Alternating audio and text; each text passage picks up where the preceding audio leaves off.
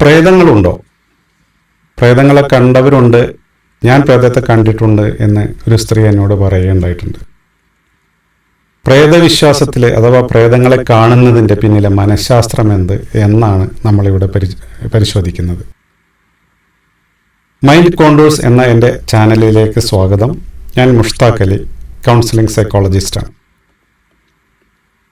പ്രേതങ്ങളെ കാണുന്നത് മനസ്സിൻ്റെ, നമ്മുടെ ബ്രെയിനിൻ്റെ ഒരു പ്രതിഭാസം കാരണമാണ്. ആ പ്രതിഭാസത്തിൻ്റെ പേര് പരൈഡോളിയ എന്നാണ്.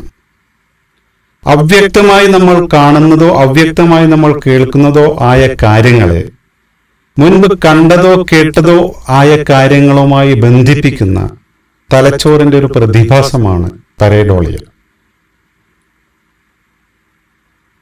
മുൻപ് നാടകങ്ങളിലോ സിനിമകളിലോ ഒക്കെ വെള്ള പുതച്ച, വെള്ള സാരിയെടുത്ത സ്ത്രീകളെ പ്രേതങ്ങളായിട്ട് കണ്ടിട്ടുള്ളവർ പൂർണ്ണചന്ദ്രൻ ഉദിക്കുന്ന രാത്രിയിൽ ഒരു പക്ഷേ വെട്ടിത്തിളങ്ങി നിൽക്കുന്ന വാഴയിലയിലും ഇതേ വെള്ള പുതച്ച പ്രേതങ്ങളെ കാണാൻ സാധ്യതയുണ്ട്. അവ്യക്തമായ പ്രകാശം നമ്മുടെ തലച്ചോറിൽ അത് ഒരു രൂപമായി നമ്മുടെ തോന്നിപ്പിക്കുകയാണ് ചെയ്യുന്നത്. ഇതാണ് വിഷ്വൽ പരൈഡോളിയ. ഇനി വിഷ്വൽ പരൈഡോളിയ പോലെ തന്നെ ഓഡിറ്ററി പരൈഡോളിയയുമുണ്ട്. കാറ്റ് ജനൽപ്പാളികളിലൂടെ കടന്നു പോകുമ്പോഴോ മരച്ചില്ലകളിലൂടെ കടന്നു പോകുമ്പോഴോ ഒക്കെ കാലടി ശബ്ദമായിട്ടും ചങ്ങലകിലുങ്ങുന്ന ശബ്ദമായിട്ടും മറ്റെന്തെങ്കിലും ശബ്ദമായിട്ടൊക്കെ നമ്മുടെ തലച്ചോറ് നമ്മോട് പറയുന്നതാണ് ഓഡിറ്ററി പരൈഡോളിയ. സാധാരണ ആരാണ് പ്രേതമായി വരാറുള്ളത്? വാർദ്ധക്യ സഹജമായ അസുഖങ്ങൾ കാരണം 75ലോ 80ലോ വയസ്സുണ്ടാകുമ്പോഴൊക്കെ മരിച്ച ആരും പ്രേതങ്ങളായി വന്നതായിട്ട് നമ്മൾ കേട്ടിട്ടില്ല. ആത്മഹത്യ ചെയ്തതോ അപകടങ്ങളിൽ കൊല്ലപ്പെട്ടതോ ബലാത്സംഗത്തിനിരയായി കൊല്ലപ്പെട്ടതോ ഒക്കെ ആയ ചെറുപ്പക്കാരികളാണ് പ്രേതങ്ങളായി വരാറുള്ളത്. ലളിതമായ ഒരു ചോദ്യം പ്രേതങ്ങളുണ്ട് എന്ന് വിശ്വസിക്കുന്നവരോടാണ്. അങ്ങനെ പ്രേതങ്ങൾ ഉണ്ടായിരുന്നുവെങ്കിൽ ഈ പ്രേതങ്ങൾ വന്ന് പ്രത്യക്ഷപ്പെടേണ്ടത് അവരുടെ അടുത്ത കുടുംബാംഗങ്ങളിലോ ബന്ധുക്കളുടെയോ മുൻപിലല്ലല്ലോ. ഇരയാക്കപ്പെട്ട് കൊല്ലപ്പെട്ട ഒരു സ്ത്രീ വരേണ്ടത്, പ്രത്യക്ഷപ്പെടേണ്ടത് ആ സ്റ്റേഷൻ പരിധിയിലുള്ള സർക്കിൾ ഇൻസ്പെക്ടറുടെ മുൻപാകെയാണ്. എന്നിട്ട് പറയണം, സാർ എന്നെ കൊന്ന ആള് ഇന്നയാളാണ്. പോലീസുകാർ രാപ്പകൽ പ്രതികളെ തേടി പായുകയാണ്. ഒരുപാട് നിരപരാധികൾക്ക് മർദ്ദനമേൽക്കുകയാണ് പ്രതിയെ പിടിക്കാൻ. അങ്ങനെ പ്രേതം ഉണ്ടായിരുന്നുവെങ്കിൽ സംഗതി എത്ര ലളിതമായേനെ. ആ പ്രേതത്തിന് ഉപകാരപ്രദമായ ഒരുപാട് കാര്യങ്ങൾ നമുക്ക് ചെയ്തു തരാൻ കഴിയും. പക്ഷേ പ്രേതം ചെയ്യുന്നത് എന്താണ്?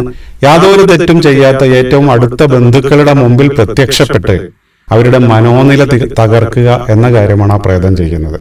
ഇത് ഒട്ടും യുക്തിക്ക് നിരക്കുന്നതല്ലല്ലോ. ഇനി വേറൊരു മനഃശാസ്ത്ര സിദ്ധാന്തം പറയുന്നത്, നമ്മുടെ മനസ്സ് ഒരു ബാസ്ക്കറ്റ് പോലെയാണ്. ഈ ബാസ്ക്കറ്റിന്റെ ഏറ്റവും അടിത്തട്ടിൽ ഡാറ്റകളാണ്, യാഥാർത്ഥ്യങ്ങളാണ്. മുകൾ തട്ടിൽ സങ്കല്പനങ്ങളാണ് എന്നാണ്. നമ്മുടെ ഒരു കാഴ്ച അല്ലെങ്കിൽ നമ്മുടെ ഒരു കേൾവി എന്ന് പറയുന്നത് വളരെ വ്യക്തമല്ലാത്തതും ശക്തിയില്ലാത്തതുമായ ഒരു കാര്യമാണെങ്കിൽ ഞങ്ങൾ ആ സംഗതിയെ സങ്കല്പനങ്ങൾ കൊണ്ട് നമ്മൾ തിരിച്ചറിയുന്നു. എന്നാൽ കാണുന്നതും കേൾക്കുന്നതും വളരെ വ്യക്തമാണെങ്കിൽ അത് ഡാറ്റ കൊണ്ട് തിരിച്ചറിയുന്നു എന്നാണ് മനഃശാസ്ത്രജ്ഞന്മാർ പറയുന്നത്. ഒരു ഉദാഹരണത്തിലൂടെ ഇത് വ്യക്തമാക്കാം.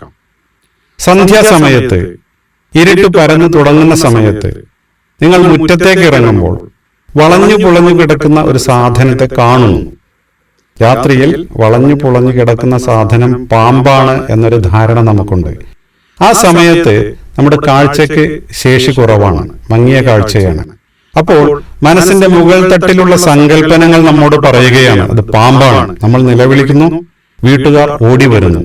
ഓടി വന്ന് ടോർച്ചടിച്ച് നോക്കുമ്പോൾ അത് ഒരു കട്ടി കൂടിയ പ്ലാസ്റ്റിക് കയറാണ്. ഇപ്പോൾ നമ്മൾ ടോർച്ച് വെളിച്ചത്തിൽ കാണുന്നത് നമ്മുടെ മനസ്സിന്റെ അടിത്തട്ടിലുള്ള ഡാറ്റ ഉപയോഗിച്ച് തിരിച്ചറിയുകയാണ് അതൊരു കയറാണ് എന്ന്. ഇതേ സംഭവം തന്നെയാണ് പലപ്പോഴും പ്രേതങ്ങളായി നമ്മൾ തെറ്റിദ്ധരിക്കപ്പെടുന്നത്. മരിച്ചുപോയ ഒരു ഭാര്യയോ ഭർത്താവോ ഒക്കെ ആയി നമ്മുടെ ഇണകൾ മരിച്ചു പോകുമ്പോൾ അവർ കനത്ത ദുഃഖത്തിലായിരിക്കും ഇരിക്കുന്നത്. ആ ദുഃഖം ലഘൂകരിക്കാൻ വേണ്ടി മനസ്സൊരു പ്രതിഭാസം ഉണ്ടാക്കുന്നു. ഈ മരിച്ചുപോയവരുമായി അവരുമായി ഒരു ബന്ധം സ്ഥാപിച്ചെടുക്കുന്നു മനസ്സ്. ദുഃഖത്തിന്റെ തീവ്രത കുറയ്ക്കാൻ വേണ്ടിയിട്ടാണ്. പലപ്പോഴും ഇത്തരം സാഹചര്യങ്ങളിൽ അതീവ ഉത്കണ്ഠയോ അതീവ ഭയമോ അതീവ സംശയമോ ഒക്കെയുള്ള ഘട്ടങ്ങളിലാണ് ഇത്തരം ചില ഉദ്ദീപനങ്ങൾ നമുക്ക് മറ്റു വ്യക്തികളായി തോന്നാറുള്ളത്. ഈ വിഷ്വൽ പരേഡോളിയെയാണ് മേഘങ്ങളിലോ നിഴലുകളിലോ ഒക്കെ മനുഷ്യന്റെ രൂപം കാണാൻ നമ്മളെ പ്രേരിപ്പിക്കുന്നത്. ചില മേഘങ്ങളൊക്കെ ചില ദൈവത്തിന്റെ രൂപങ്ങളാണെന്നും പറഞ്ഞ് ചിലർ സോഷ്യൽ മീഡിയ പോസ്റ്റ് ഇടുന്നത് അവരുടെ തലച്ചോറ് ഇത് അങ്ങനെ തിരിച്ചറിഞ്ഞു കഴിഞ്ഞു എന്നുള്ളത് കൊണ്ടാണ്. അത് വിഷ്വൽ പരേഡോളിയയുടെ ഒരു അടിസ്ഥാന അതുകൊണ്ടാണ് അത് സംഭവിക്കുന്നത്. പ്രത്യേകം മനസ്സിലാക്കുക, യഥാർത്ഥത്തിൽ പ്രേതമെന്നൊന്നില്ല. അതെ, നമ്മുടെ കുട്ടിക്കാലത്ത് നമ്മൾ കളിച്ചു വളർന്ന സാംസ്കാരിക പശ്ചാത്തലം കൂടി ഇതിന് കളമൊരുക്കുന്നുണ്ടെന്ന് പറയാതെ വയ്യ. കുട്ടിക്കാലത്ത് കേട്ട കഥകളെല്ലാം വിശ്വാസങ്ങളായി മനസ്സിൽ ഉറച്ചു പോകുകയും പിന്നെ ആ വിശ്വാസങ്ങളെ ഭൂമിയിൽ തന്നെ കണ്ടെത്താനുള്ള മനസ്സിനൊരു ത്വരയുണ്ടാകുകയുമാണ് ചെയ്യുന്നത്. മണിച്ചിത്രത്താഴ് എന്ന മലയാളത്തിലെ പ്രശസ്തമായ ഒരു സിനിമ ഓർത്താൽ നമുക്ക് ഈ കാര്യങ്ങൾ മനസ്സിലാവും. ഇത്രയേ പ്രേതങ്ങളുടെ കാര്യമുള്ളൂ. ഇത് വളരെ സിമ്പിളായി ചിന്തിച്ചാൽ നമുക്ക് മനസ്സിലാകുന്ന കാര്യമാണ്. Thank you. ബൈ.